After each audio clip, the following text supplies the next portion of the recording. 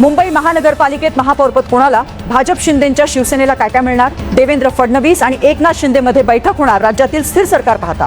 पालिकेत शिवसेनेला सन्मानाने पद देऊन युतीत कुठेही मिठाचा खडा पडणार नाही याची काळजी भाजपकडून घेतली जात आहे.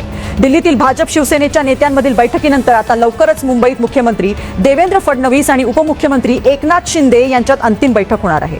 या बैठकीत मुंबईसह कल्याण, डोंबिवली, ठाणे, उल्हासनगर या 4 पालिकांवर चर्चा होणार असल्याची सूत्रांची माहिती आहे. मुंबई महापालिकेचा अंतिम निकाल भाजप 89, शिवसेना ठाकरे गट 65, शिवसेना 29, काँग्रेस 24 मनसे, 6 MIM, 8 NCP, 3 SP, 2 NCP शब्द 1.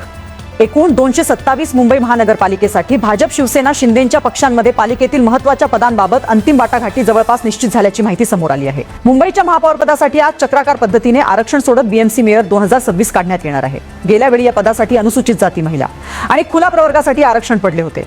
त्यामुळे कुठल्या आरक्षणाचे पक्षनिहाय किती नगरसेवक विजयी झाले आहेत याचा लेखाजोखा राजकीय पक्ष तयार करत आहेत. आरक्षण निश्चित झाल्यानंतर महापौरपदासाठी कोणाला संधी देता येईल याबाबतच्या हालचालींना वेग येणार आहे. त्याआधी एक महत्त्वाची माहिती समोर आली आहे.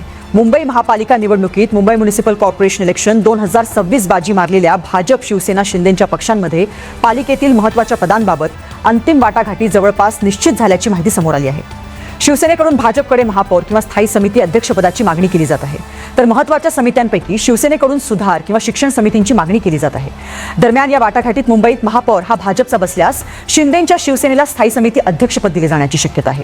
तर भाजपकडून सुधार समिती, बेस्ट आणि आरोग्य समिती स्वतःकडे ठेवली जाणार असल्याचे कळते. तर त्या बदल्यात शिवसेनेला शिक्षण, विधी, बाजार, उद्यान समिती दिली जाणार असल्याची माहिती समोर येत आहे.